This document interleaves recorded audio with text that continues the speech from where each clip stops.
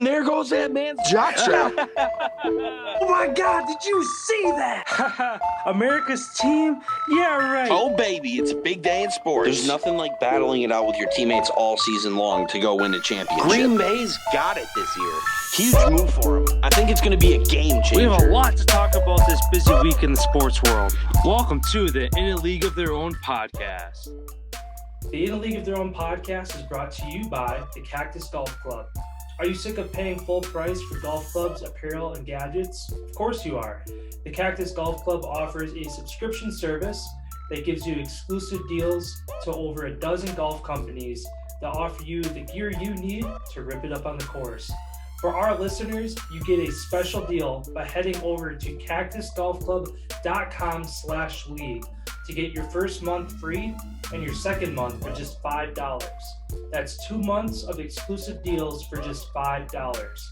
Again, that's cactusgolfclub.com/league to get started. I have just one question for you, partner. How about them Cowboys?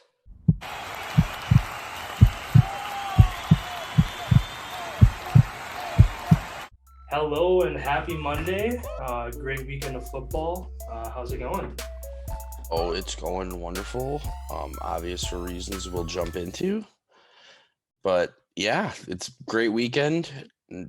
Last game tonight, kind of seeing who's going to be going to Tampa. Yeah.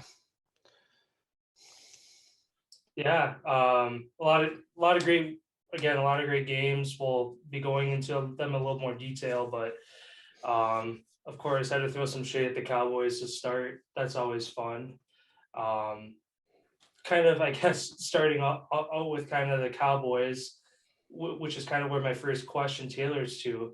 Kind of with all the controversial calls that happened over this weekend with reffing, do you think it's time that we see some new faces reffing in the NFL due to, again, kind of the whole overall year and just a handful of calls this weekend that might have made a game go one way or the other?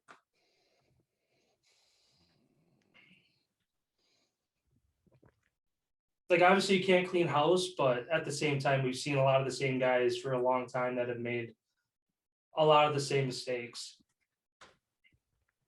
Yeah, I was just trying to think, like Hockey, he was one of the old guys who got replaced by his kid.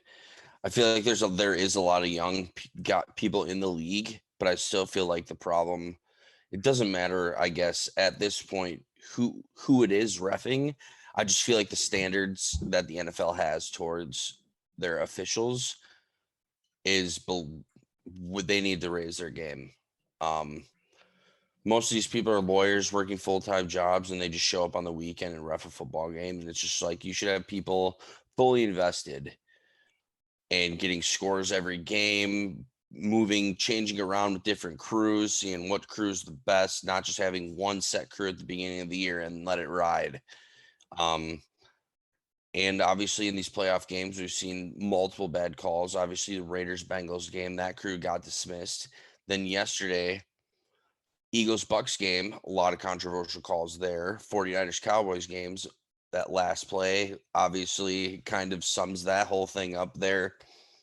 I don't know. I just feel like the NFL just needs to do a better job in general, making sure that all these people that are out on the field know what they're doing to the best of their ability and aren't just there to collect a paycheck. Because, like, one thing that I didn't even think about on that last play of the Cowboys game, it's like, if you watch the play back, the ref who's supposed to be coming for the ball to touch the ball was walking for like 3 seconds instead of full sprinting, running to the ball, making sure that, hey, this could come down to the last play, and it's my job to make sure who woulda, coulda, shoulda, woulda to those questions. But like I said, I just feel like no matter who the faces are, the NFL needs to set their standard higher as far as who they're allowing to officiate these games. Yeah, I agree. And kind of another thing with that last play, yeah, there's going to be a lot of controversy behind it. Who to point the finger at? Is the refs? Is the play calling? Is it the execution of the play? I feel like some of it comes down to as well of Like, obviously the refs have to have their heads on a swivel and be ready for anything that happens on a football field. I don't think there's a single person in that stadium or watching that game that was expecting a quarterback run with 14 seconds to go and no timeouts running down the middle of the field, where it kind of catches everybody off guard. Everybody's scrambling. Everybody's like, what the hell is going on? Why is he running? The refs even are like, oh shit, like the guy who set the ball now has to run 20, 30 yards down the field, whatever that play ended up being, to catch up. Like, I mean, there's a lot of things with that. Obviously, the ref like should have been maybe a second or two faster, but also don't call a run play with 14 seconds left, and also don't hand the ball to your center. The center doesn't place the ball; the ref does. You play in the league for how many years? You should know that the ref has to set the ball before every play. And I know we were talking yesterday about it, where I wonder if it was a pass play and if Dak like decided to run. From the press conferences, Dak and McCarthy both said it was a designed run play, and they both stuck by the decision to do it. Obviously, hindsight's 2020. If they were able to get that ball that spiked with a second on the clock, like you said, coulda, shoulda, woulda, but nonetheless, you roll the dice and it doesn't work out in your favor. Yeah, I also believe that in that press conference, they said they have ran that play in practice all week, and 12 seconds was their magic number. Because the commentators themselves, normally it's like it takes about 11 seconds. But they did it to where it's 12 on a designed run like that play at the end of the game to get on the ball. And there's 14 seconds. Like, that's just, but then when they say that, it's just like, okay, when you're practicing that, were you practicing it with an actual ref running to touch the ball, reset it? Yeah. Like, were you counting that in that as well? So who knows? They lost. No excuses. Big Mike McCarthy shit the bed and shows that he's just not a great game manager. Obviously, he's not the offensive coordinator and making the offensive play calls, but at the same time, he has the power to override a decision if he feels need be. Yeah. So I'm going to put this blame on him not getting them up to place, coming out of the gates slow. Kind of like what Skip Bayless said this morning. If I were the Cowboys, instead of defending and being like winning the toss and defending, take the ball and go pound it down their throat for 7 and take the advantage, take the momentum right away instead of playing from behind. Yeah. Like, that's an interesting question, interesting scenario that we've kind of seen this playoffs. Bengals take the ball, they go down, score. Bills take the ball, they go down, score. Eagles, all right, we're going to try to take the momentum. They get stopped, boom, down in a huge hole. This game, same thing. Cowboys down in a hole to start, couldn't make their way back. Even though undeniably they're probably one of the greatest fourth quarter teams I think that plays. But because they shit the bed for the first 3 quarters, more times than not, when they do play against a good team, you ain't going to win. Yeah. Especially in the playoffs, most teams don't get away with shitting the bed for 1 quarter, getting skunked in 1 quarter, only having 3 points in 1 quarter, let alone, like you said, 2-3 quarters of football that they didn't really show up and they still had a chance to the very end. Like, as much as it's like, oh, Cowboys versus refs, they threw this game, they like 14 penalties, 7 or 8 of them pre-snap. Refs don't make you jump off sides or have a delay a game or have a false start or have an illegal shift. Those are all miscues on your team. Those aren't the refs' fault. You take all those out of the game, you avoid those 3rd and longs, those giving up easy 3rd downs at the end of the game with illegal hands to the face, or I think it was on a 3rd down, that defensive holding where literally that defensive, I think it was Gregory or somebody else. Yeah, literally backside of the play, just got frustrated, pissed off, you're losing, tackles an offensive lineman 10 yards away from the play. Just dumb mistakes like that. Those aren't the refs having it out for you. You're asking for those kind of penalties to happen. And just like I've stated with their quarterback, Dak Prescott, he's an average quarterback. He's not an excellent quarterback where you can rely on him to win a game for you. QBR yesterday, 22. You ain't going to win a game if your quarterback is a 22 QBR in the playoffs. Yeah. Just like I understand Dallas Cowboys fans being like, "Oh, we have a chance," because in the playoffs up until yesterday was his first really shit game in the playoffs. He's had a 75 QBR, which is actually pretty good. Mhm. But 75 down to a 22, look at that drop off, and you're not getting the running yards that you were getting. There's no way that you were going to win that game. Plus, you add the penalties on top of that, starting off 7-0 in the hole. Like, you did this to yourself. Yeah. Cowboys were definitely the more talented team. They should have won that game, but they continued to shoot themselves in the foot time and time again. And that's what you get in the playoffs. Yeah. I guess sticking with Dak Prescott, this was my second question. Figure I'll just throw it out there while we're talking about it. If you are the Dallas Cowboys, at what point do you move on from Dak Prescott? As you said, the 22 QBR, 1-3 in the postseason, a 53% completion rate in yesterday's game. And they just signed him to a $95 million. Yeah, they just gave this guy a shit ton of money. And obviously, Jerry Jones seems like a guy where if you get on the right side of him, look at Jason Garrett, ran that team into the ground for years and years until they finally cut ties with him. Is that going to be the same thing with Dak Prescott, where they're complacent with mediocre ending seasons because, oh, you're buddy with Jerry Jones, so you get the benefit of the doubt? And like I've said, and you've said all the time, and like the flack I always give to the Cowboys, I stand by my word that Dak Prescott will not win the Cowboys a Super Bowl. I stand by that word, and he proved that yesterday. Again, can't come up in clutch moments, and he's only successful when they have a successful run game. I think we were looking at last night, it was either 12 or 13 touches for Zeke Elliott yesterday for 32 yards. You can't win a game with that either. And they're undefeated when he gets over 100. Yeah. So, and I think that was the 13th straight game when he was held under 100 yards. I think 12 or 13, one of the two. Again, just a waste of talent, both burning the guy out early in his career, and even now when you need him most, not getting him. I mean, 12 touches is enough. He really should be closer to the 15 to 25 touches a game for that kind of talent. But again, bad play calling. You're not putting him to the right personnel. If he's a guy like that's only getting 32 yards in a game on 12 touches, that's 2.5, 3 yards a touch. That can't happen. Yeah, one thing also with that I've noticed over the past few years, when he was doing his best early, their offensive line had like 5 Pro Bowlers and all pros. Like their offensive line was the best. Look at where they stuck all of their money. Wide receivers, linebackers, quarterback. They're forgetting about their running game, which is their bread and butter of how they win. Like they've totally gotten away from what they do really well as a franchise since the beginning of time, that they've never turned away from, and that's pounding the ball down your throat. And I don't know. I think a lot of that has to do with them literally bringing in Mike McCarthy. I think McCarthy is just the wrong fit for this team. He's an air it out type of guy. Wants to try to have a Rodgers recreation year with somebody else or do the same thing in a different building. I don't think he's going to get that with that Cowboy. He's not a fit for that Cowboys team.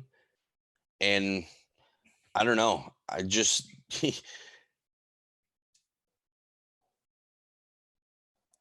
he just seems more he's there just to be there instead of like just to get his face back into the NFL type of thing, that he can stay around for forever than be a full-time head coach.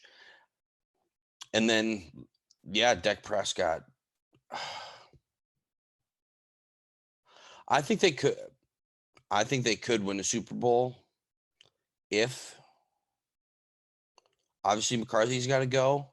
Who knows if you're going to have Kellen Moore or any of the other assistant coaches, because they've taken interview jobs at multiple different places. But depending where they're at after the season, obviously their defense is very good. You can't deny that. Their defense is very good. They do have the names on paper that are unbelievable.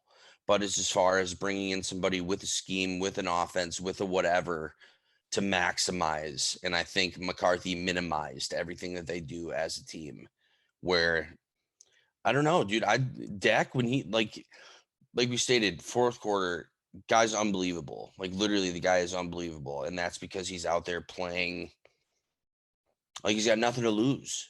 Mm-hmm. And it seems like all the pressure, it seems like they put so much fucking pressure on him that he's so scared to make a bad throw, to make a whatever, because he knows he's just going to get ripped on by America because America's team. Everybody loves to play bad. Everybody fucking hating you. Mm-hmm. And I just feel like they need to bring in a younger guy, kind of like a McVay, kind of like a LaFleurish, some young guy who can literally be like, you know what, bud, let your talent do your thing. Go out there and play. We'll call you the plays, but just go have fun, free reign, no pressure. And I feel like bringing in McCarthy, he won a Super Bowl. That's why we're bringing him in here to all that pressure that was built up from that 12 years ago. exactly. For what? League that's completely different and a coach that was sitting on his couch. Yeah. Yeah. And kind of one name that comes to mind, and again, the team that knocked the Cowboys out of the playoffs, Kyle Shanahan for the 49ers. There's been a lot of question marks around his name, a losing overall record. When they're like, okay, Matt Nagy's got to go, they compare him to Kyle Shanahan. They basically had identical records for their time coming into the league. Obviously, depending on how the 49ers end the season and maybe into next season, what it looks like, if Kyle Shanahan's on the table, I feel like he would be an amazing fit in Dallas. Can utilize Dak, like you said, in the fourth quarter when he comes alive, he's a top 10 quarterback. But then you also can use guys like Michael Gallup, CeeDee Lamb in the run game, kind of like they do with Debo, and then probably get a lot more efficiency and utilization out of Zeke Elliott too. So again, if you can get a similar guy like that, like I agree with you. Again, Mike's not the guy. They need to move on from him. Obviously, who knows how long that's going to take? It could be another 10 years if it's anything like the Jason Garrett fiat, like how long that dragged out. Man, Kellen Moore, he proved himself to be pretty, they led the league in points. They led the league in yards. Like they were scoring, it's not his fault. So obviously, and he's obviously one of the main guys talked about that's going to get a head coaching job or a big gig somewhere else. Yeah. And then talking about Shanahan to the Niners, I feel like the Cowboys is the destination, like the Patriots as well. I feel like those are the spots that are up in the top because you know that you're going to get all the resources. Everybody's going to, that everybody's all in. Yeah. Some of these other teams, you really don't have that. But yeah. Sorry to cut you off. No, that's fine. Yeah, I mean, as much as it's like us as Packers fans and just like watching what happened to the Cowboys yesterday, as much as it's comical and like always fun to see them lose just because of being known as one of the most toxic fan bases. And again, it proved it after the loss yesterday, throwing garbage at their own players and refs. And then on top of it, when in the press conference afterwards, Dak Prescott addressed like calling out fans for throwing garbage at the players. And then one of the reporters was like, from my understanding, they're trying to throw at the refs. And he basically endorsed it saying, oh, good for them. Like that's an L franchise. If you're that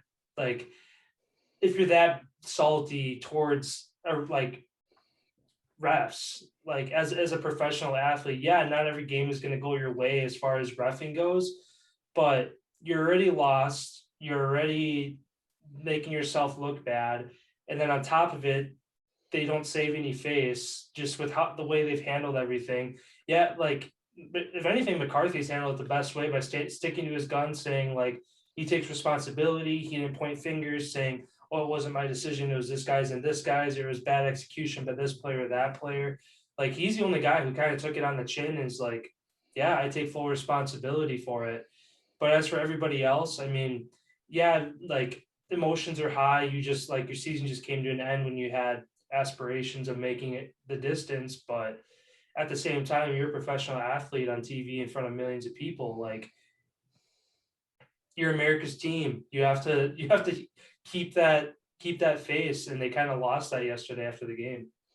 Yeah, especially when a controversial moment like that happens. Obviously, your emotions get into it, and you don't think rationally.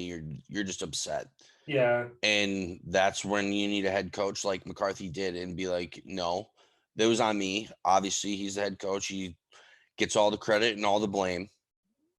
one way or the other.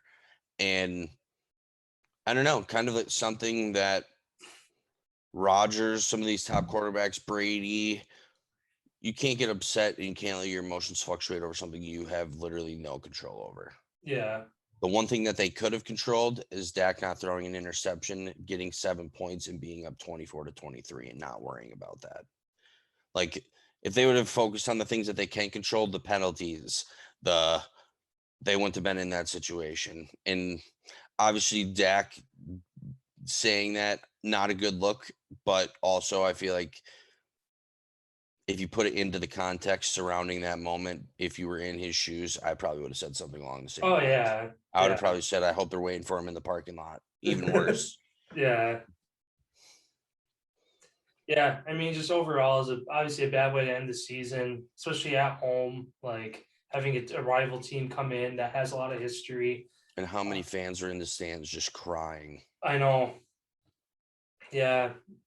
Yeah, it's a rough. It's disappointing, especially because this year was the year that literally all former Cowboys, something different about this team than past. Like, this is the team, like this, Micah Parsons, like they had everything built up to potentially do that.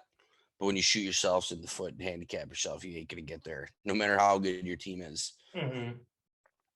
And the only reason why Tampa got out of the Eagles game is because Tom calmed down and turned things around. Their defense stepped up when they needed, it's like their backs got pushed against that wall. Like, all right, they're coming. We need to end this now. And the Cowboys, too lax. Like I said, I feel like it's all coaching. It's all their personnel. They're too lackadaisical and they're not focused enough. Mm-hmm. Like, it just seems like they're not focused enough.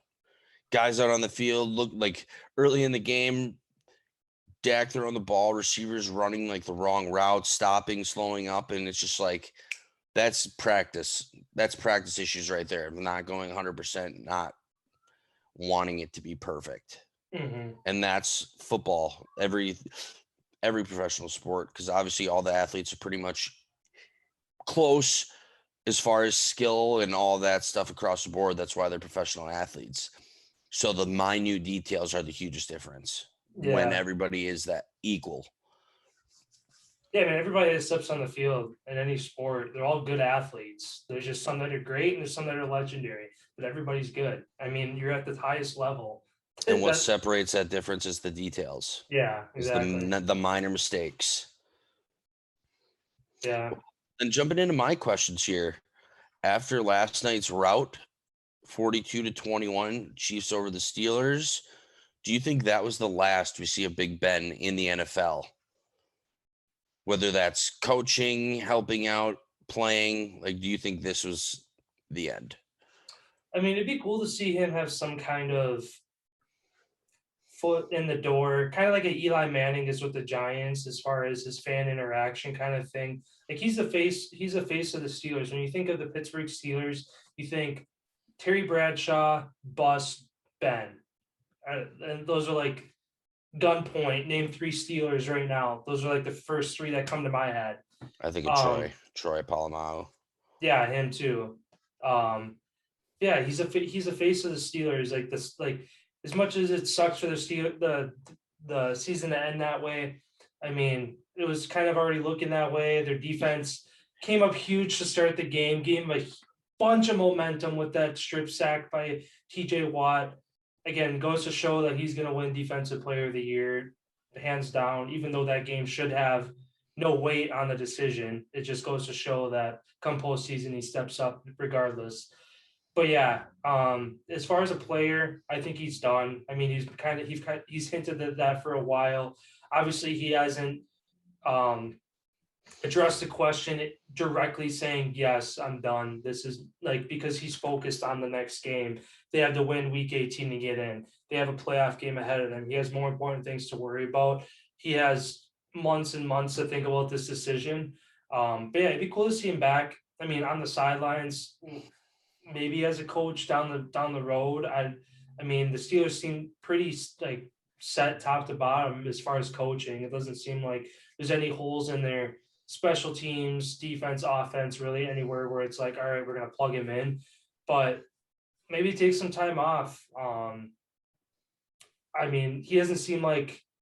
I mean, it'd be cool. Like we see Romo in the booth, quickly became one of the best commentators, arguably. Drew Brees in the booth. A couple of times he's been in the booth. It's been fun to listen to him too. Anytime you get a former quarterback, Hall of Fame quarterback at that, to step into the booth, you're gonna have eyes and ears on those games. Don't know if that's something that he would consider, but I mean, it'd be cool, like I said, to see him kind of keep his foot in the door with the league in some way, shape, or form.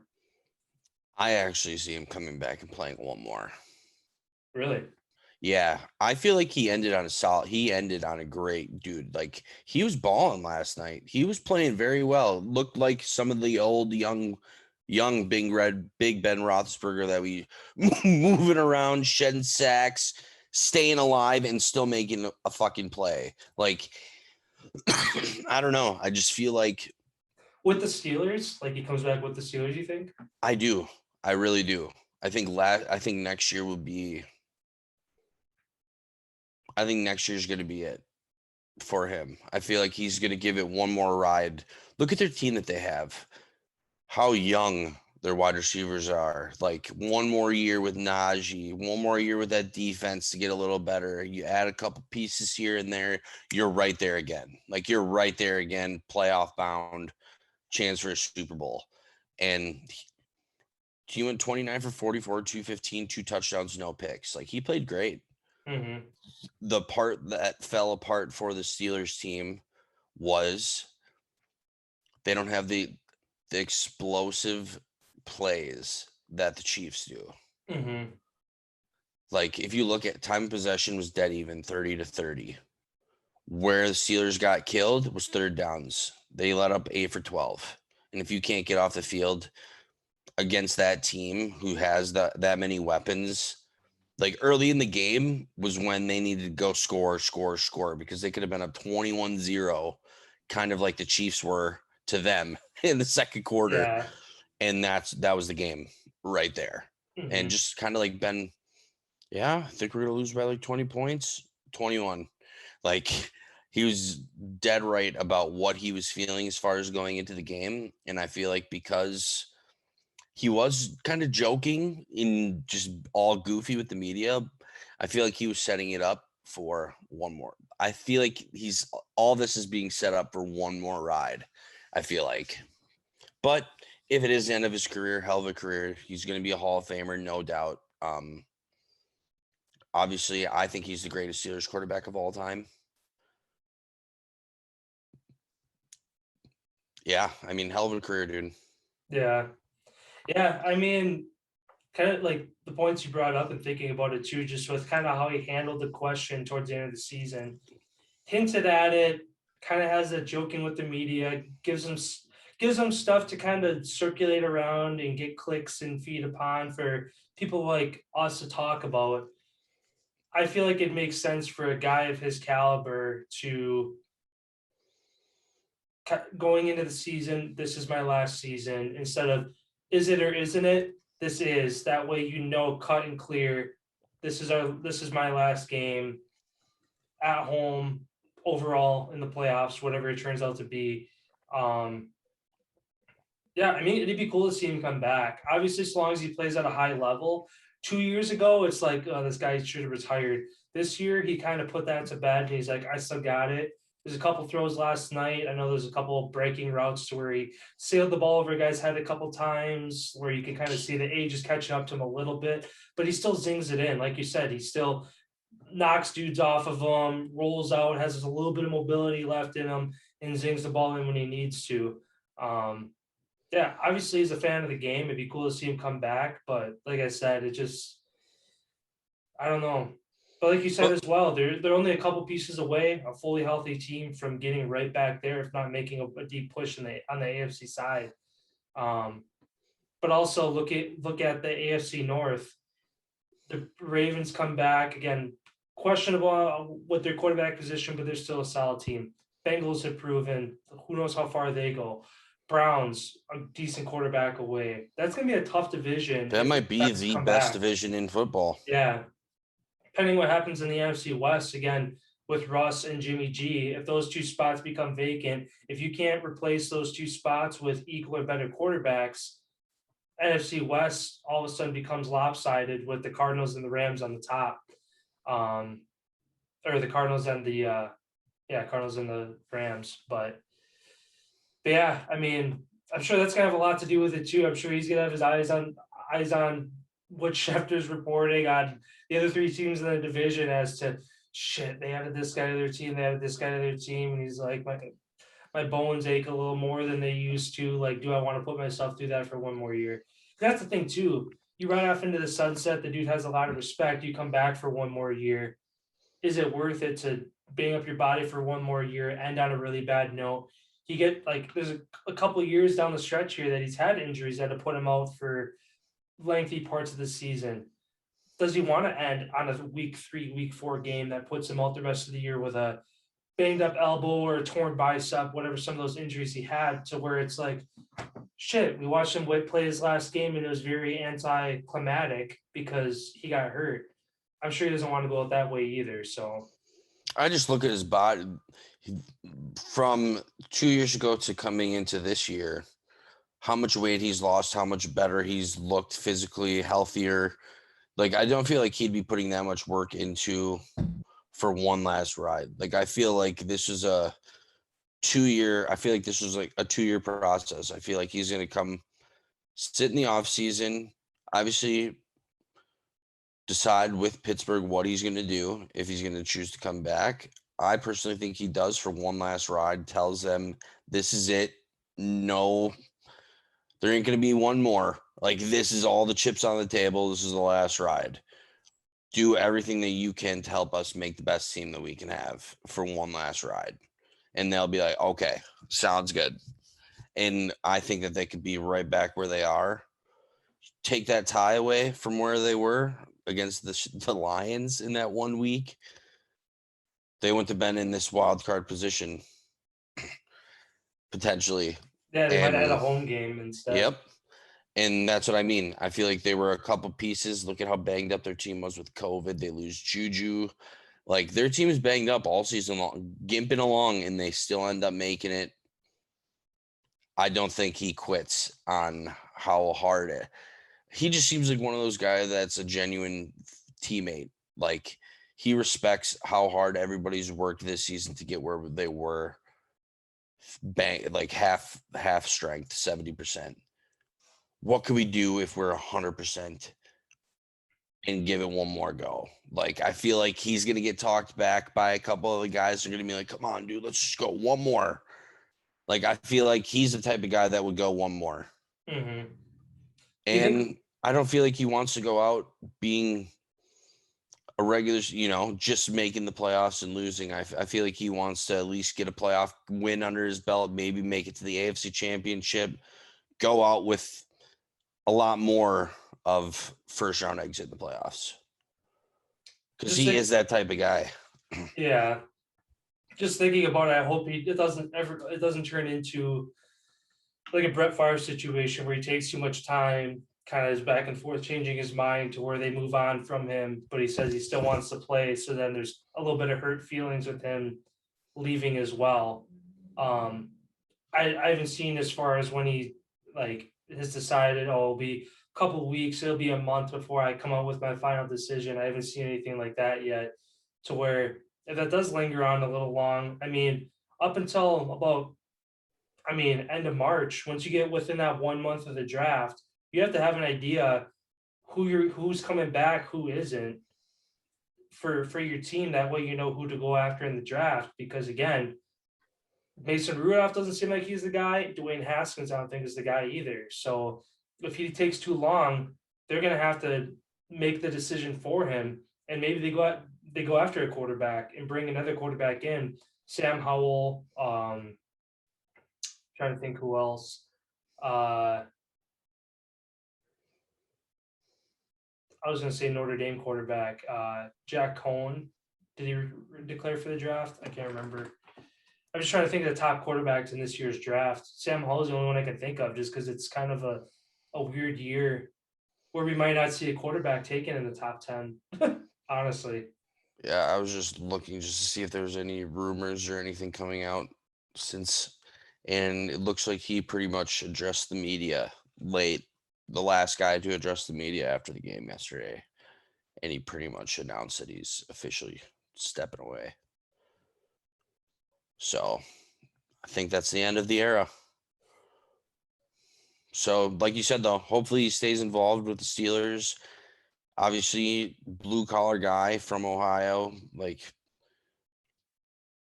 I don't know. He doesn't. He seems like he's gonna live in Pittsburgh forever and be a Yeah. part of that organization. Yeah. Like you said, face of the franchise. When you think of Steelers, you think of Ben Roethlisberger immediately. Yeah. Then on to my other question here.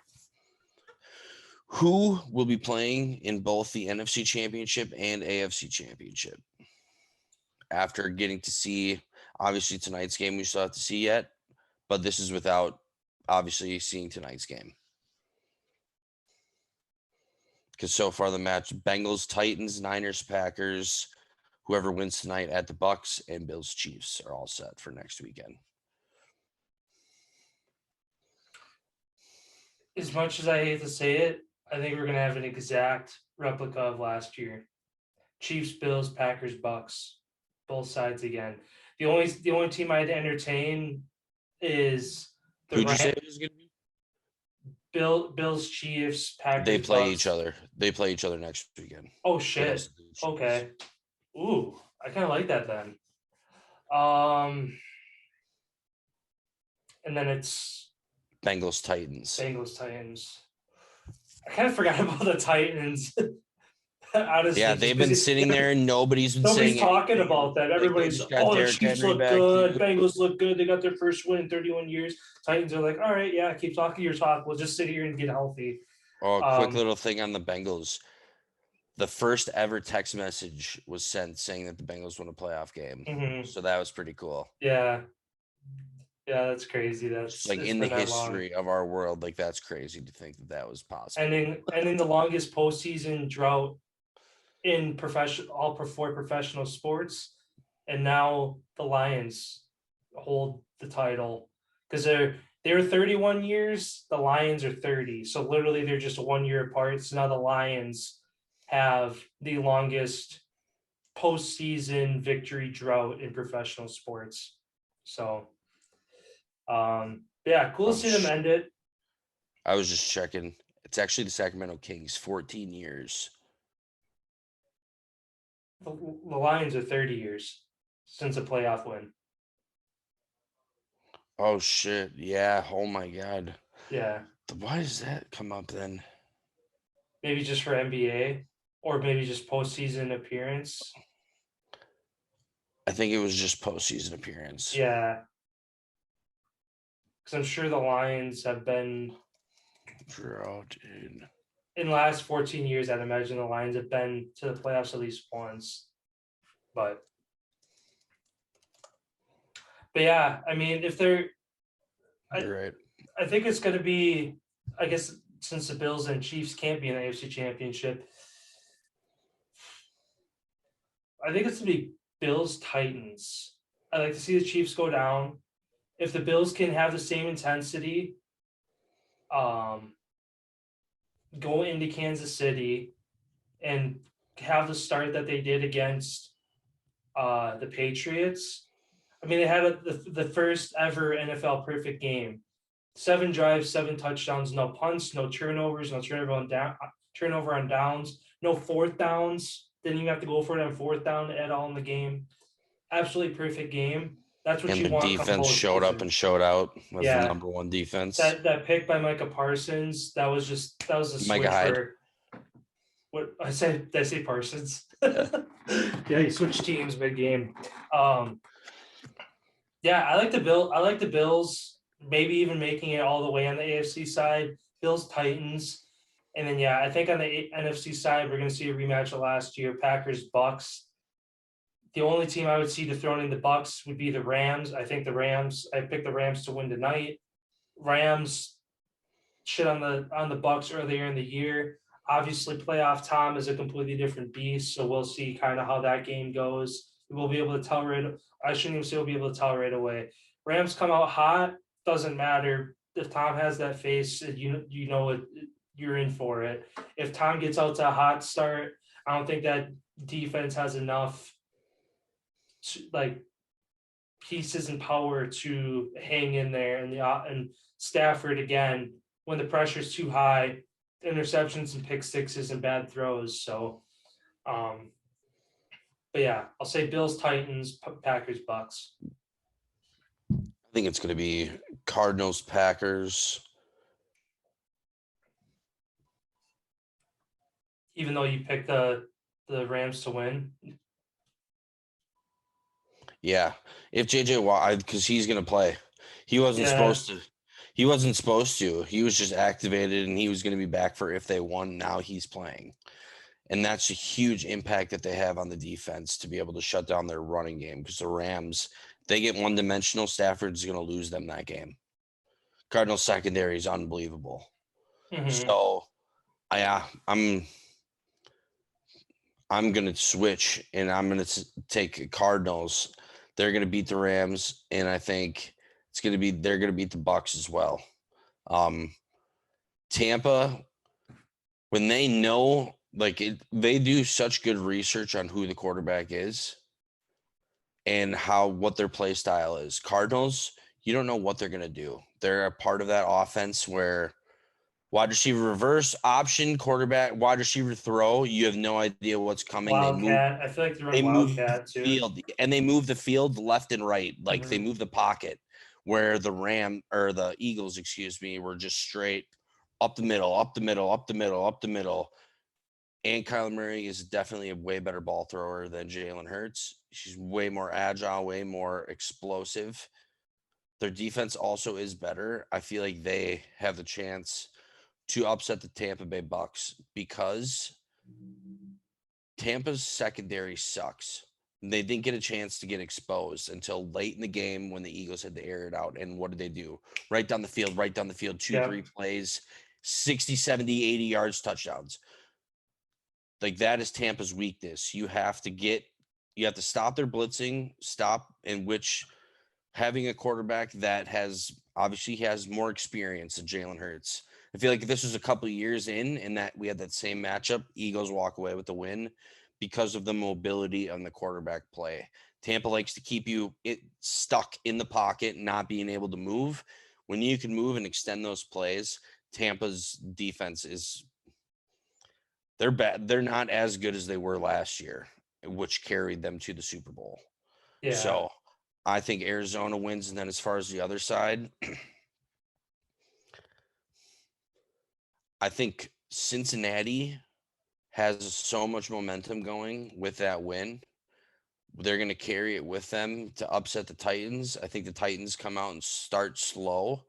Obviously, everybody knows their game plan. They're going to hand it to Henry for the majority of the part, but the Bengals play the physical type of style that the Titans do to go smash mouth football.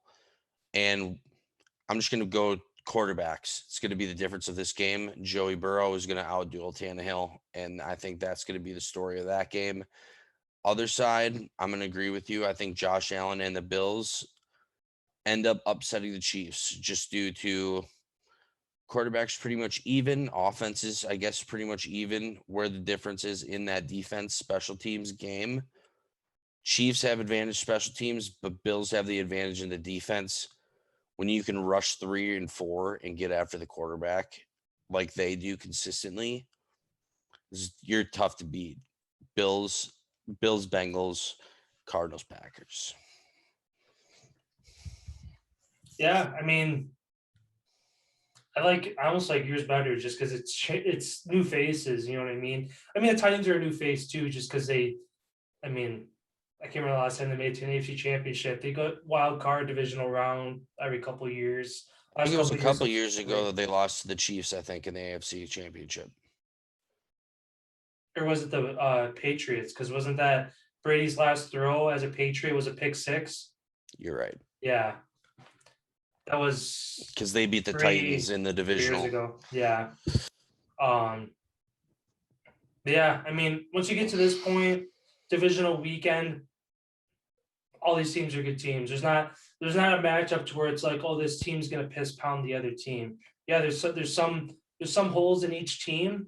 It's a matter of which team can capitalize on those without exposing their own weaknesses too much.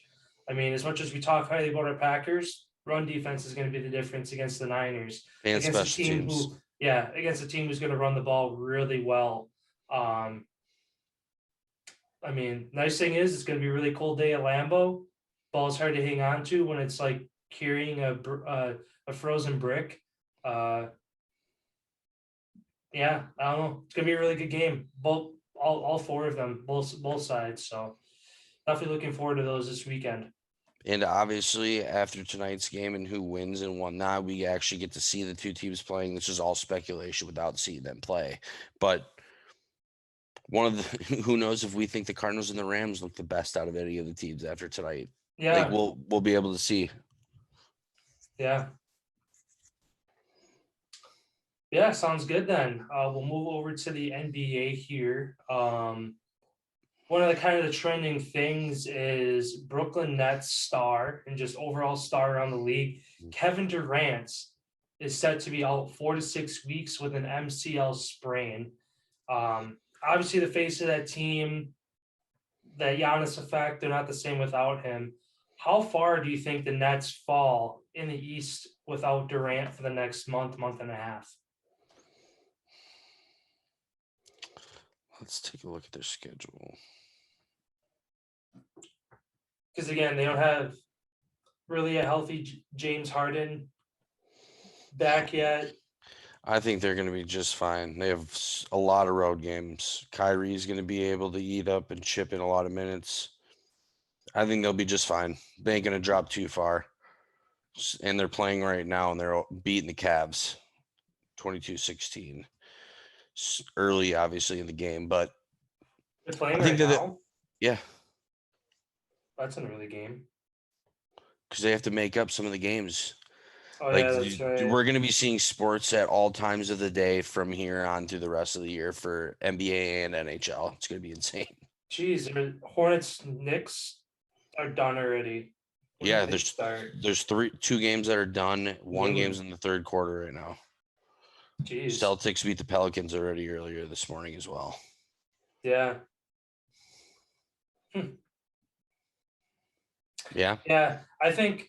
Yeah, I agree with you. I mean, they're gonna slide a little bit. I think maybe a spot or two spots, but again, just looking at the East, they are in the 2 spot, only half a game behind Chicago, half a game ahead of Miami. That's funny. The first 4 teams have 27 wins. Yeah.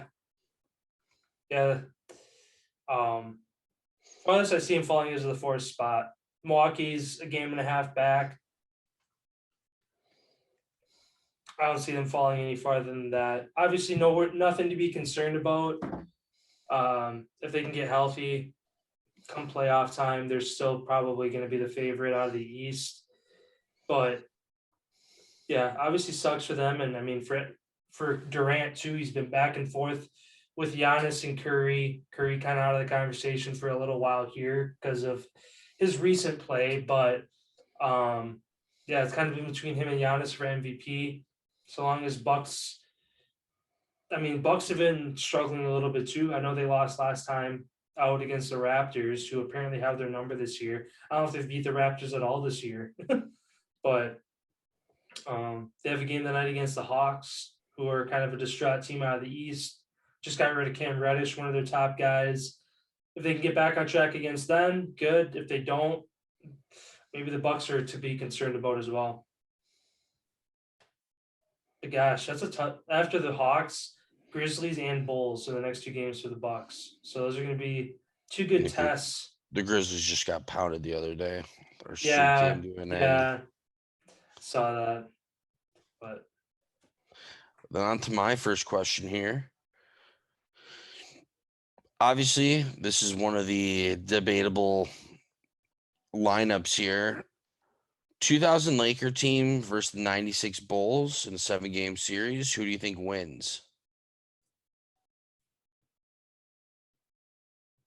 2000 team, that was Fisher, Kobe, Shaq, Horace Grant, Rick Fox, Ron Harper, Robert Ory, Ty Lue was on that team.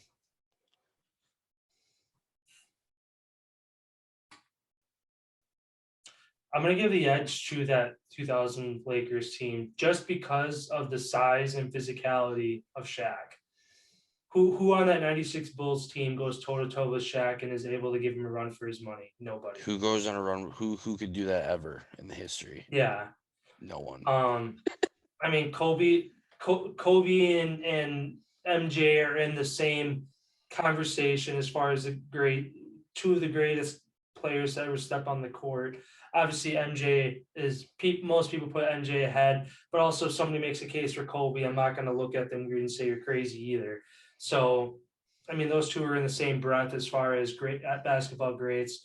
But yeah, and then when it comes down to in the paint, the physicality, that Bulls team just doesn't. I mean, Dennis Rodman known for his rebounding is the only guy I could see kind of, but put Dennis Rodman next to Shaq and you're like, yeah, no shot. So, yeah, I mean, it'd be a really good matchup to see, but yeah, I got to give the edge to that Lakers team. All right, then just to go one step further, that Lakers team versus the Golden State team with KD. Same thing. Damn, I would put the Warriors team above the 96 Bulls.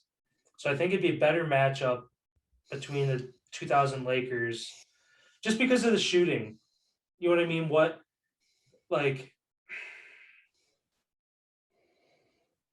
And if you really want to talk about like a shooting matchup, that'd be the Celtics team with KG, Paul Pierce, Ray Allen, Rondo versus the Golden State team. That would be the ultimate shooting match. Yeah, that'd be a freaking 140, 150 game for every NBA final. Gosh. I think I'd still give the edge to the Lakers though over that Warriors team.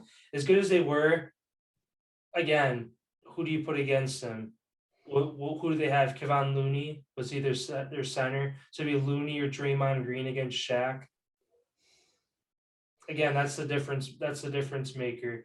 And just, I feel like Steph Curry, as good as his handles are, you put Kobe on him. KD would take Kobe for sure. Yeah, that's true. Because then who would? But then you have Derek Fisher and Robert Ory, both who can drain threes as well. Yeah. Klay Thompson and Steph have to guard them. And they're not as good as defenders. I feel like that's the one thing I feel like defending in basketball has just gotten less and less and less. It's kind of like a win-win for the sport because it's like, yeah, more points are getting scored, less people are getting injured. But it's just not, Yeah. But then you watch the playoffs and then the defense is like, where the fuck has this been all season? Yeah. Yeah, those are some really good teams. And I mean, you can make a case for any of them. Oh, yep. But yeah, that 2000 Lakers team, just again, Shaq, who do you match up with him and be able to stop what he's doing down in the paint consistently? But the most unstoppable person in sports. Yeah, honestly. Yeah, and kind of talking about that dominant Warriors team. Started out dominant this year. They've kind of been not so much lately. In Klay Thompson's return, he's been, I don't know if I'd say ice cold, but not quite stepping in and doing what he was expected to do in his return for the Warriors, as they've now lost 3 of their last 4 games. Even if they turn around the ship by the postseason, do you see them having enough pieces to make a run in the West against the Suns, the Jazz, the Grizzlies, who have kind of inserted themselves into the conversation? Do you think the Warriors have enough to make it to a Western Conference Finals past one, if not 2 of those teams along the way? No, I don't see them making the conference finals this year just because They're so streaky. They haven't been able to show me that in a game that they have good offense, that they have good defense as well. They're not, I don't know. They just seem like the most dysfunctional team, but don't get me wrong. They could win a game, 2 games in the series by outshooting you 130 to fucking 80. Like they could do that to you, but also at the same time, they could also get blown out 120 to 80 and be like, what? Yeah. I feel like they just seem like the most incomplete team. And with trying to get Clay now back into the mix with his touches, you have a lot of younger guys who can contribute, who now their minutes are cut. I don't know. I feel like this is the start of a dysfunctional time for the Golden State Warriors. Yeah, I agree with you. I mean, no doubt going to be a playoff team. But again, even if they turn things around, just the consistency of the Suns this year, the Jazz, number 1 scoring team in the league, they can drop 130, 140 points every night at will. And then, again, the Grizzlies had their streak ended. Again, one of those teams that doesn't have a top defense but has a top offense, pushes the ball really well. Again, John Morant Alfie's leading everybody, but I know he's in the top couple guys as far as points in the paint, with just his explosiveness to get to the basket. Yeah, a perfect word to describe the Warriors right now, dysfunctional as far as the guys they have out. Again, Draymond Green, I think still a week or 2 out with his calf injury before he's back. Clay's been cold. It's been out. Yeah, Curry. And like you said, some of the key guys like Jordan Poole, Peyton, Kuminga, some of these guys off the bench who were giving a lot of good looks and giving a lot of production with when Clay was out, they're getting some of their minutes cut back.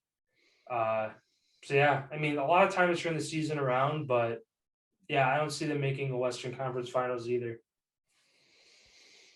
And then my second question here, I'm changing it on you.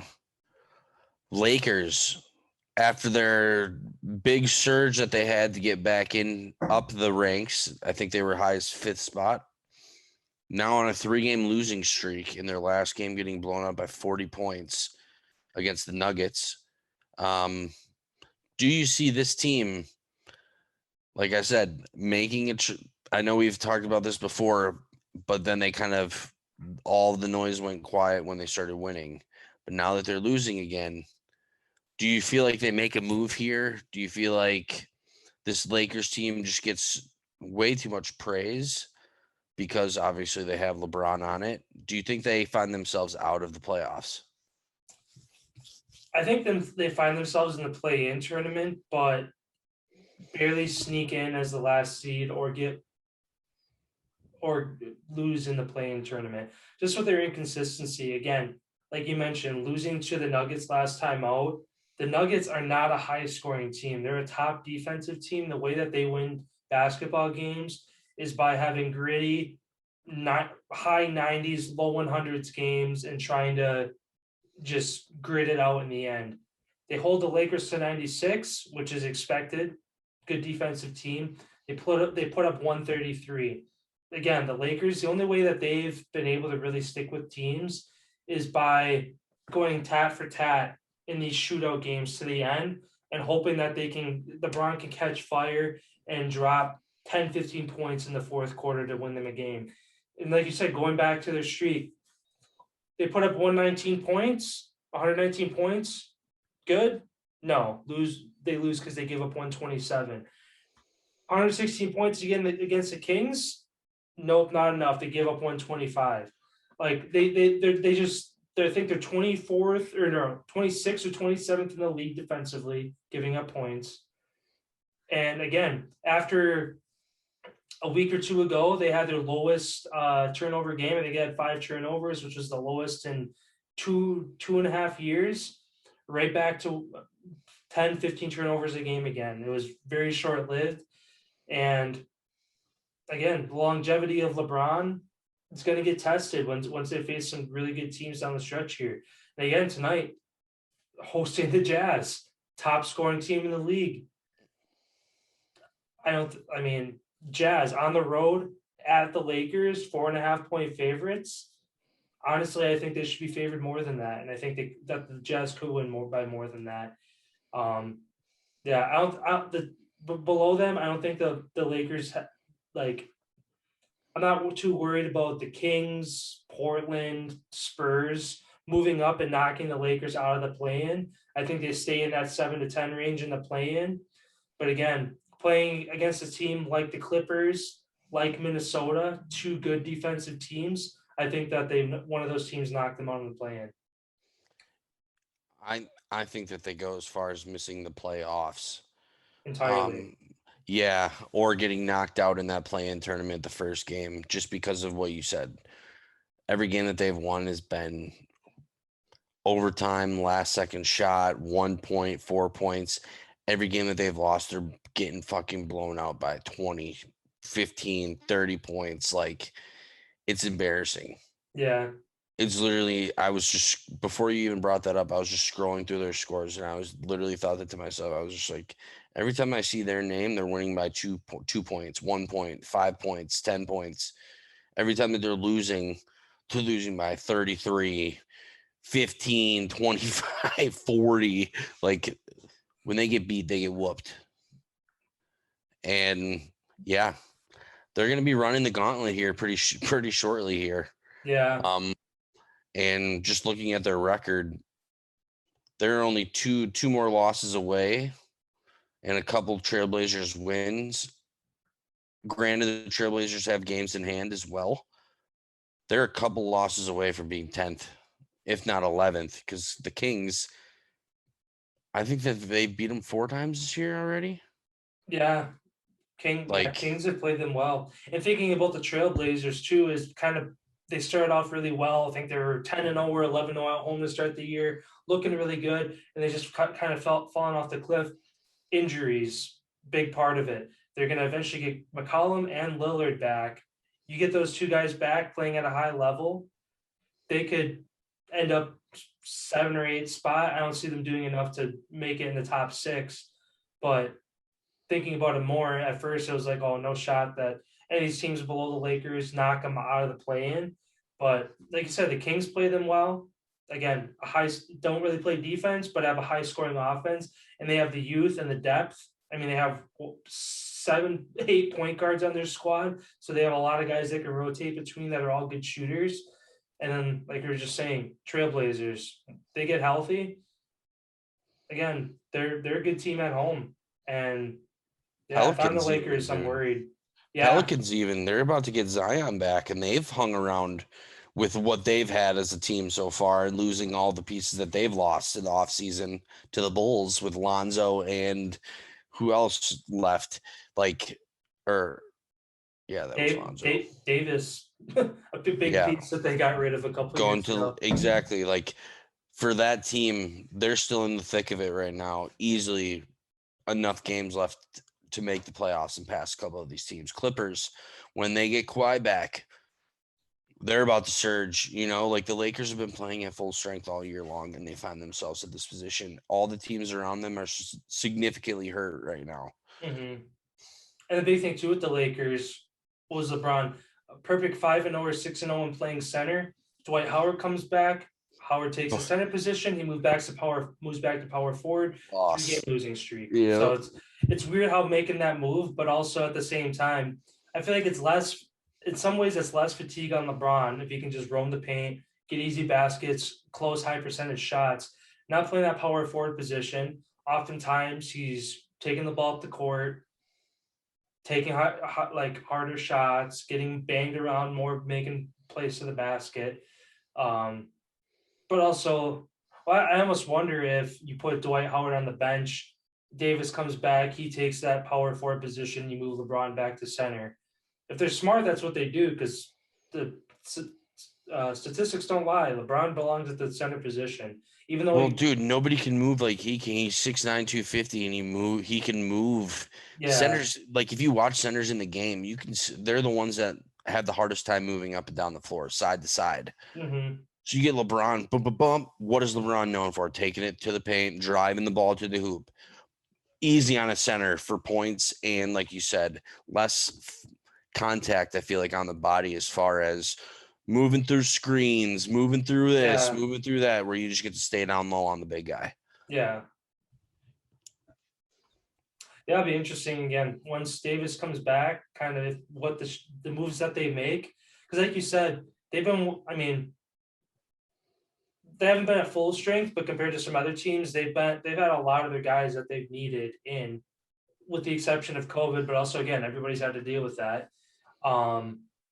They get Davis back, there's no excuses. You're at full strength, you have Westbrook, LeBron James, Anthony Davis on the court, you have no excuses. If they can't win basketball games, they're going to continue to fall down that Western Conference rankings as these other teams below them get healthier and healthier.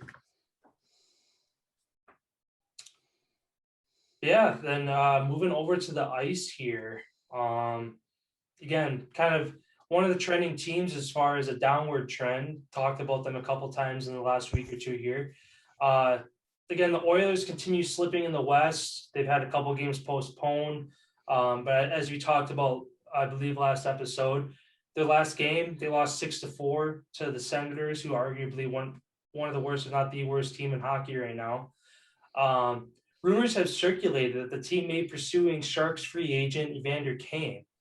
Do you think this is a good move for the Oilers, or too risky of a move given his track record? And also, I mean, they still got to wait for the NHL's investigation to close before they even consider making a move, depending on what they decide to do with him. I feel like this would be a huge pickup. I'm actually surprised that the Sharks went to the lengths they did to just fucking can him. Yeah. Like he's a very good player, and this is the first off ice really issue that he's had that's been broadcasted to the world. Obviously, I don't know. Like, if I was put in that same position, like we had Casey on the podcast, if you like, as far as all the hoops and shit you got to jump through as far as being vaccinated and all this, fuck, I might have tried to do that if I was in that position and didn't want to get it. Like, look at all. I'm sure the few people that we've heard getting caught, him, AB, a couple of the other people in the NFL. I'm sure there's hundreds and hundreds of athletes that have done this. Yeah. Just they haven't gotten caught.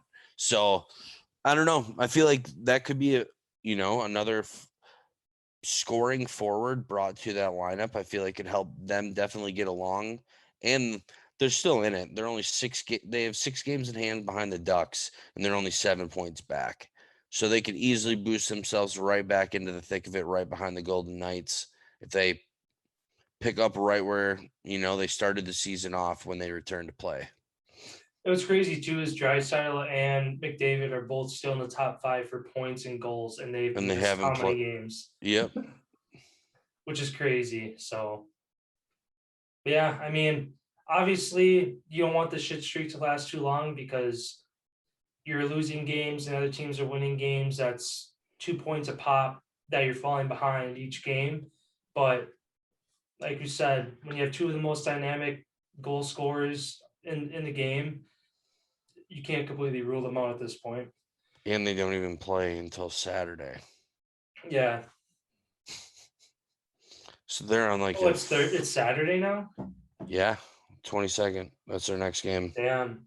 Oh, I'm just kidding. Thursday. I was gonna say play the Panthers. I was gonna say I thought they played Thursday, but I wouldn't have been surprised if that got canceled or postponed, I should say.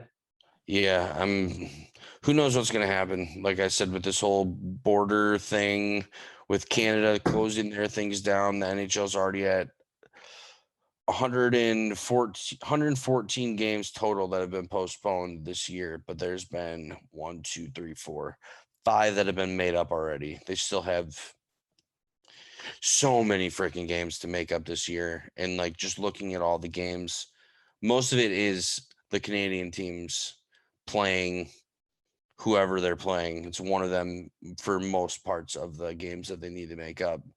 And then Montreal right now, they've been stuck here in the US for a while now, and I don't think they go back until the 24th. So they're here for another week yet. Still ripping games almost every day to try to catch up some of the games and all that type of stuff. It's going to be really, really interesting as far as coming. Like I said, we were talking last night off the air. I don't think, unless they want to push the Stanley Cup back almost a little bit, I don't think that they have enough time to get in all of these games, to get in the full 82, given they're already 100 back. Yeah. Like, that's so many hours, dude. And then that's coming right into my question here. Do you think that the NHL shortens their season, or do you think that they come up with some other sort of plan? Like, for instance, end of the year, instead of playing games that are meaningless, if it's already wrapped up, just call it the end of the season and start. Like, do you see them doing something like that to save some of these teams? Obviously, Canadians, Coyotes, like those teams are pretty much done at this point. Yeah. It's just like, I feel like it's tough. I feel like it'd be play each tough other to today. say that this is how many games we're going to play to where, all right, it's 82, we're going to cut it down to 70. Like, it'd be hard to do that just because of how many teams are 3, 5, 8. Not what's the farthest team back right now? 9 games, probably 9, 10 games. To where you put a cap on a season, like a team that hasn't really missed any games. If you put a cap on the season and say 60, 70 games, whatever they decide at, that team is going to have their 60 or 70 games done. And what they sit at home and chill for 2 or 3 weeks waiting for all these other teams to catch up. So I feel like it'd be hard to do that. But Senators are 10 games behind the leader. Yeah. So again, they fit the team that's 10 games ahead of them finishes 10 games. That's a week and a half if you play every day. Yeah. If you go every other day, 2.5 weeks. So it's like it'd be, like I said, it'd be hard to just like, we're gonna cut 10 games off, 12 games off, boom. Once you get to this point, you're done with your season. Because you're gonna have teams sitting for almost a month. Wait, like if they have a perfect season without it really any missed time. Again, I don't even know how they would come again. And where like you said, if there's games that don't mean anything, instead of playing them where there's 10 games left to play, you're out, you have no chance. But also, how do you what dictates you have no chance? You have 10 games to make up, but you're 12 points back. 12 points seems like a lot. 10 games out, that's 20 possible points. Like, where do you draw the line of you don't have a shot? You know what I mean? It's where it's mathematically not possible. Yeah, I guess. But how many teams? I mean, there's only probably 3 or 4 teams that are at that point right now, that the season ended right now, to make up the games. Like for instance, the Senators are 10 games back. Who in their division ahead of them has the most games played? In the Senators division, the most teams is 40. Tampa has 40 games played, so 9 points back, or 9 games back, excuse me. And how many points are they back? 33. So for instance, they'd be 18 possible points, 33 points back, you have no shot. So correct. Red Wings would be out because they're at the same amount of games played and they're 16 points back. Like, if it gets if it gets to the point to where in your division, if you don't have a chance or for the wild card spot, I feel like they could do that. Yeah. Because it's like the whole Metro would still be alive. Yeah, I mean, in the Pacific, like a Kraken, they're 2 games back from. They have 2 games in pocket from Vegas. If they won both of them, they'd still be 20 points back. So there's a handful of teams, but again, how far do you let the season go before? Because you let the season go 1 game longer, 1 game shorter. That's the difference maker to allow a team to have a chance to get in or not make it. Yeah, I don't even know what kind of scenario you throw out there as far as a shortened season that keeps it fair across the board, that allows teams that have a ton of games to make up a chance to come back. I don't know. Like I can't even think of a scenario or like a format to even entertain an idea that makes it fair for these teams that are behind. But also, again, like I said, you wait for these teams to catch up.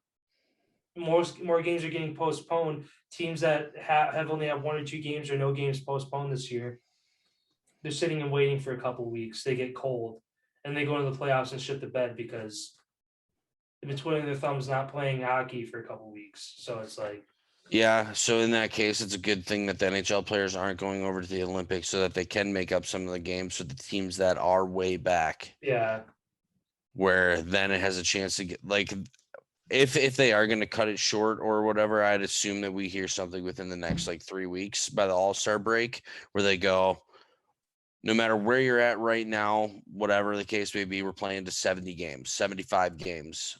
Once you hit your 75, the season's done. mhm. And we're going to start the playoffs in order to where we can keep on schedule for next year to keep everything the same.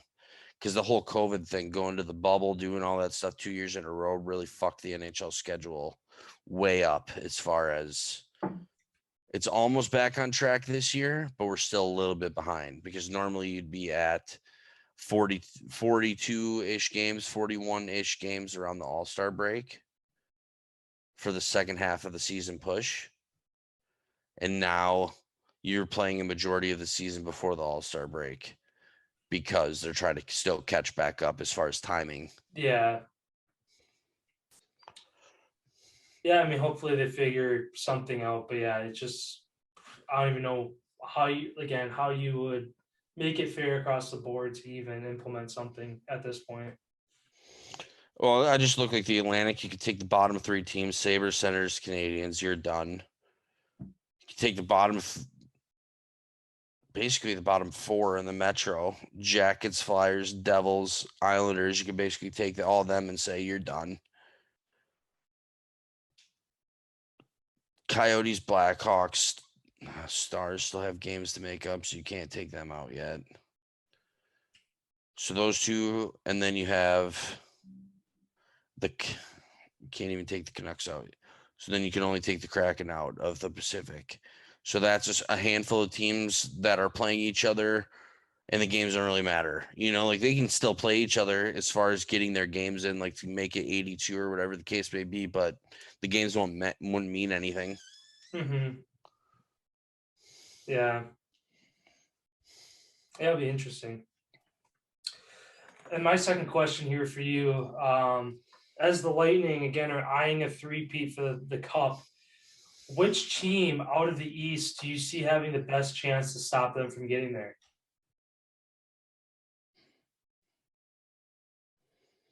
I'm going to go in-state rival or the Boston Bruins. I think the Florida Panthers or the Boston Bruins are the 2 teams that can literally stop them in their tracks. They have the speed, they have the physicality. These other teams at this point don't. Like we're starting to see some of these teams drop off a little bit as far as keeping pace with these top teams in the league. Both Florida teams keep surging. Boston, they're catching up their games. They're still surging. Yeah. Look at Colorado too. I mean, I know you're talking about in the East, but them and Tampa look like they could be meeting on a collision course. One of the Florida teams for the Stanley Cup here. And then Boston as well. Main reason, they just got Tuukka Rask back, their goalie of a long ass time. David Krejci, they're going to be bringing him back potentially at some point. Like they're loading up their guys on their team, pulling a Tampa move. Guys off the cap. Now, I don't know. I feel like this is going to be turning into it's just insane. The top of the Atlantic is just so good. Yeah, I mean, Florida, tied for points right now with 2 games in hand, so they have a chance to kind of create some space in the East. But again, sticking to my guns as far as my prediction for a Stanley Cup final, Colorado, Carolina. Carolina has 5 games in pocket and only sit 5 points back, so they still have a ways to make up. Their goaltending, again, top 5 in the league. Anderson having a great year, allowing just over 2 goals a game, almost a 93% save percentage. And then Colorado in the West just quickly in the games that they're making up just jump to the top of that conference. So I don't know. I mean, Florida, I'm gonna say Florida or Carolina are the 2 teams that are gonna give Tampa a run for their money. I think it's going to be Florida just because if they can score at a clip that Tampa scores. Yeah. Where Carolina is a more slower structured type of game. They're not bang, bang, bang, bang, bang. They don't have that capability. They're more of a, we're going to dump it in the corner. We're going to slow you down. We're going to control what you're going to be able to do. In a team that has that much firepower between 4 lines, they're just going to fucking down you. And Panthers, they've outscored their opponents 21-5 in their last 3 games. 5-2, 7-1, and 9-2. They've been finding the net, and I don't see them slowing down. That's why I think that is the team. I feel like we can get a rematch of last year's playoffs where those 2 teams battle it out. Going to go 7 games again. Whoever wins that is going to be coming out of the East. I feel like those would be fun games to watch too. 7-6, 8 to, like those could be high scoring games back and forth. Last year they were, I believe. I think some of them were 5-4, 6-5, and then I feel like Tampa blew them out 1 game. I feel like Florida blew them out 1 game, and then I feel like it was just really close. Yeah, I don't exactly remember.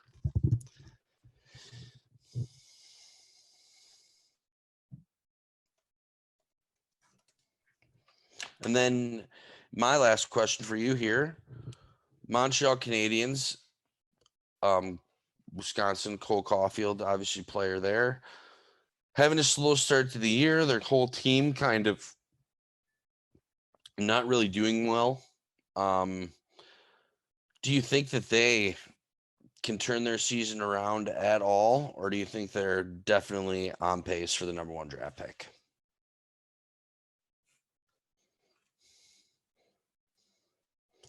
Because after today's game, we'll decide who's the worst team in the NHL. Yeah, because they play each other. Yeah.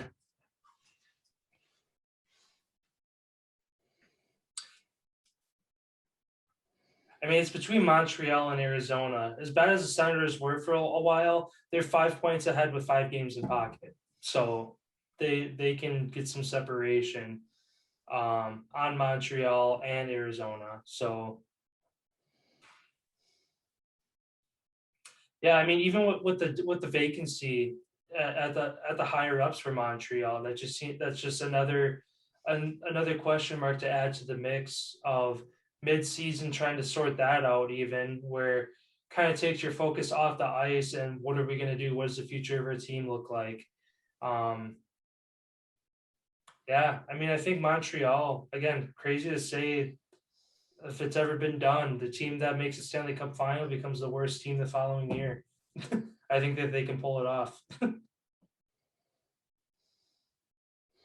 Yeah, I think that they. I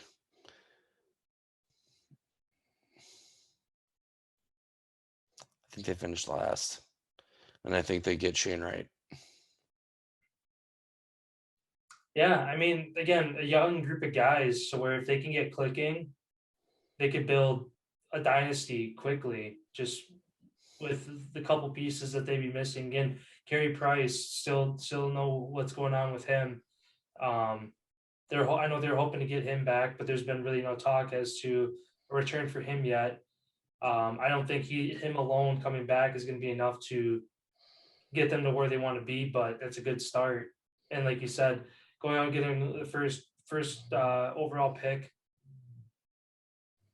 always good at I mean, the best player coming into the draft onto your team. So yeah, I don't know. I mean, it's going to be between Montreal and Arizona. And like you said, tonight we'll kind of get an idea as to who's actually the worst team. Yeah, their game just kicked off. Sounds good then. Going over into the other category, with the Winter Olympics just a few weeks away here, in all the Olympics, both winter and summer, who would you say is the most dominant U.S. Olympic athlete of all time?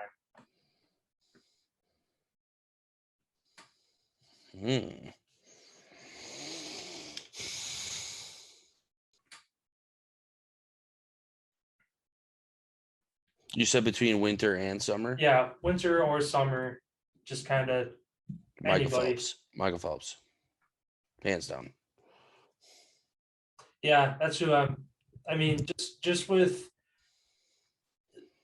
the dominance and the narrative that was pushed out, how many years of this is the next up and coming guy from either the U.S. like Ryan Lochte when he kind of made some noise, or some from some other countries, some other people who made a really big push in some of the Olympics. He put them all to bed and was like, no, I'm still going to go and win gold. Just the longevity of his Olympic career is just amazing, to do what he did.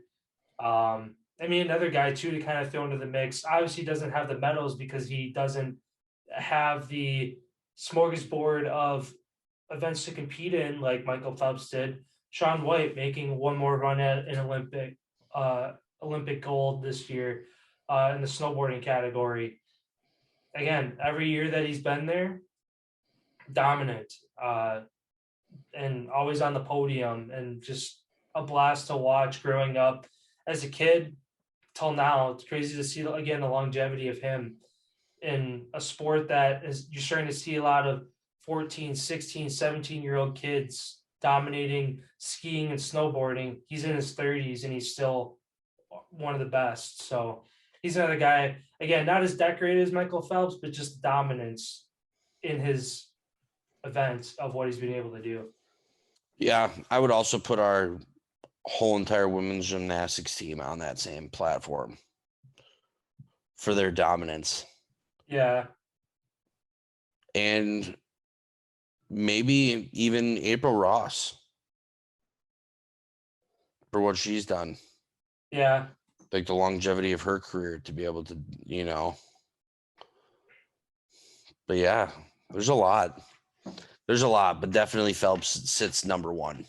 Yeah, for sure.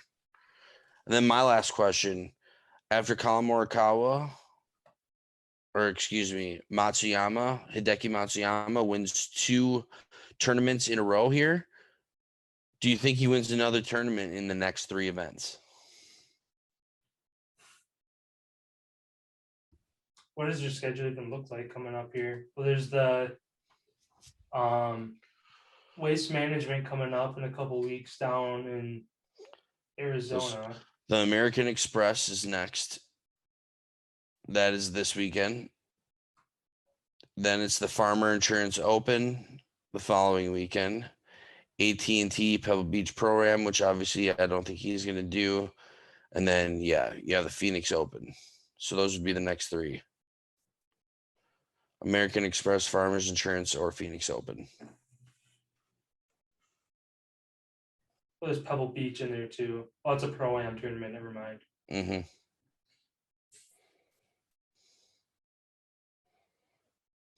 None of these, because it's showing defending champion. And I'm just trying to remember kind of these courses. I feel like he kind of starts. I'm honestly surprised he's done as well to start the year this early. I mean, all these guys are great. Like any of them can win any weekend, any given time. But Matsuyama kind of made a name for himself later in the season last year, again, winning the Masters.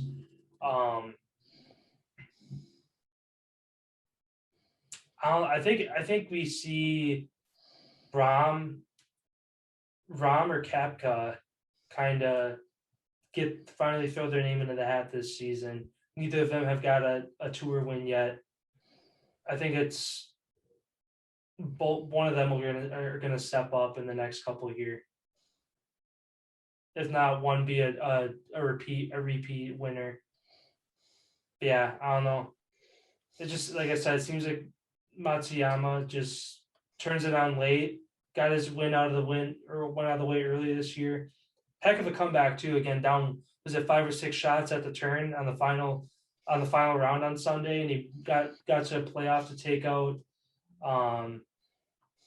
who was it? He ain't golfing this weekend. Matsuyama? Oh. Yeah, then definitely not. Neither's Koepka. Weird, why? What, they just didn't They don't want register? to. They don't want to, yeah. Yeah, I guess they don't have to. No, Phil Mickelson's the biggest name I see in this.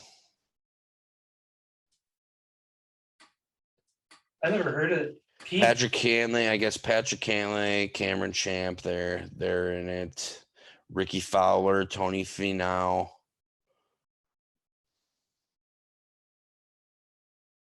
I never heard of this course either. Pete Dye Stadium course. La Quinta, California. I've never heard of this course. It's private. It's a private course. Oh. Yeah, I mean, is Morikawa in it? Is Nope. his name in there? Nope. So it's kind of a smaller tournament this weekend. Neither is DeChambeau. Do we see? It's a normal tournament. Well, yeah, I It's got guess it's because it's 156 tour. players. Yeah, it's a tour tournament. Yeah.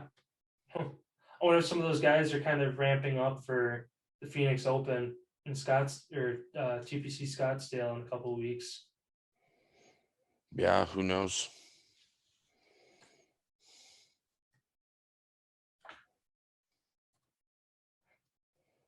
Yeah. It's crazy that the season's already back. Like, it feels like it just ended.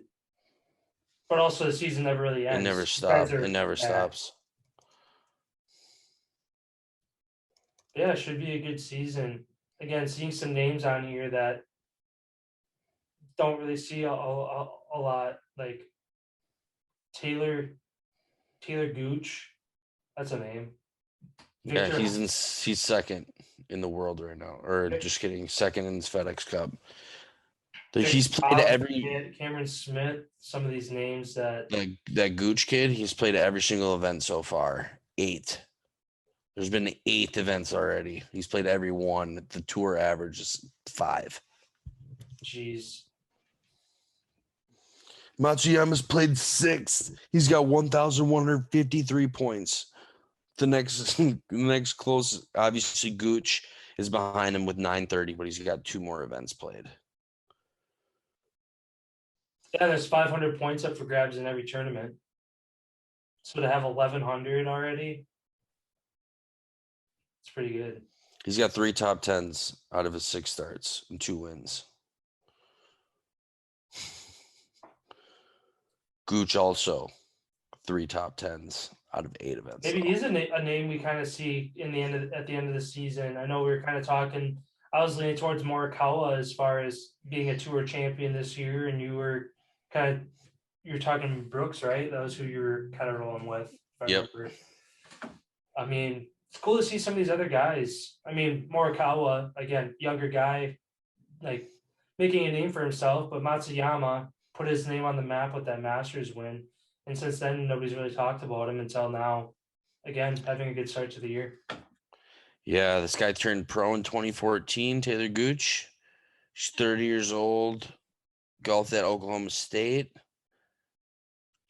He's played 106 total events, made 70 cuts, made just under 8 mil. So far this year, he's second in the rankings, 3 top 10 finishes. He's made 2.5 this year already so far of his career earnings. Unreal. So up until this year, hasn't been doing the best. Because 2014, dude, that's 8 years of golfing. Yeah. And making $4 million over 8 years. Plus, you got to pay for all your travel and all your whatever, dude. Like, you're not making a lot. But if you're already up to 2.5, you made a third of your career earnings through 8 matches already this year. Good year for Gooch. Yeah.